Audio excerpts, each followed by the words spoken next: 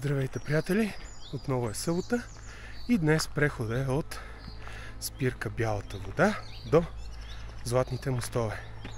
Преходът е 5 км и 200 метра.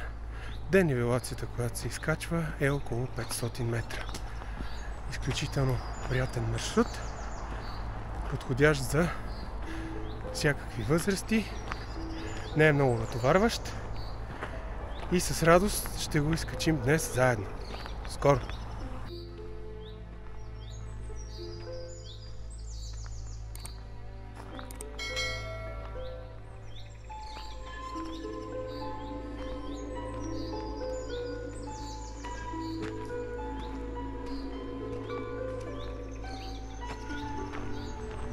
На 2 км от началната точка има място за почивка, след което пресичаме главния път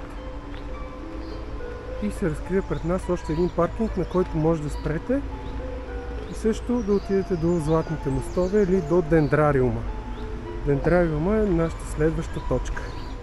Ето го паркинга, за който споменах. В единия край ще ви покажа точното местоположение на приложението и от тук също може да се стигне до Златните мостове и разстоянието е около 3 км и 200 метра. Подминахме паркинга и се насочваме към Дендрариума, където може да се прави барбекю, да се почива, на беседки, шезлонги, дървета за хамаци, всякакви условия за почивка.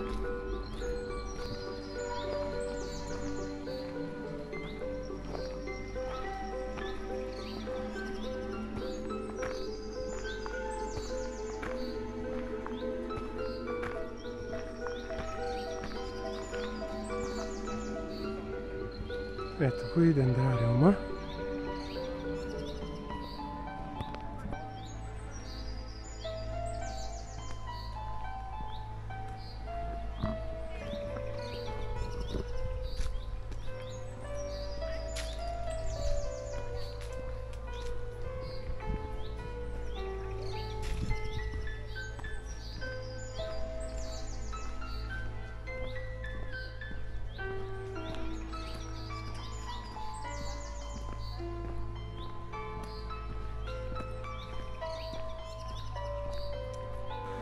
На километър и половина преди заветната цел е отклонението за хижа Белите брези.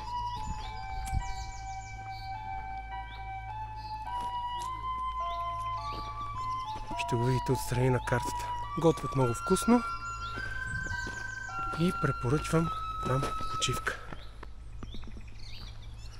Няколко стотин метра преди Златните мостове се разкрива пред нас още едно място за отдих, където може да починете и да си налеете вода от ето тази чешмичка.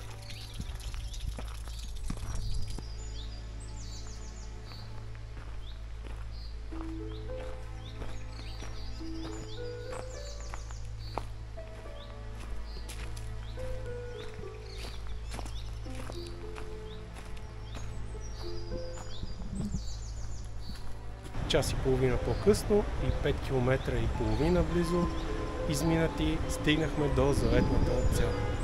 Златните мостове.